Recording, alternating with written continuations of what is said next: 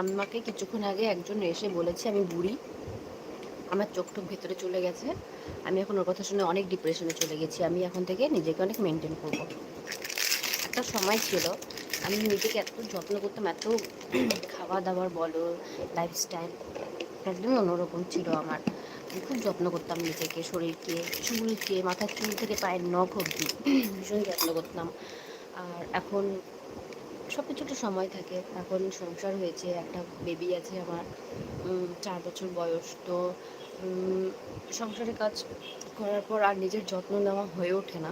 ঠিক আছে? তো মাঝে, মাঝে আম অনেক জিনিস খারাপ লাগে ঠিকই, কিন্তু না মানে উঠে দাঁড়াতে খুব ওগুলো খুব হেল্পফুল ওইসব কথাগুলো। তো কিছুক্ষণ আগে এসেছিল, বাংলাদেশের হবে ছেলেটা আমার মনে হয়।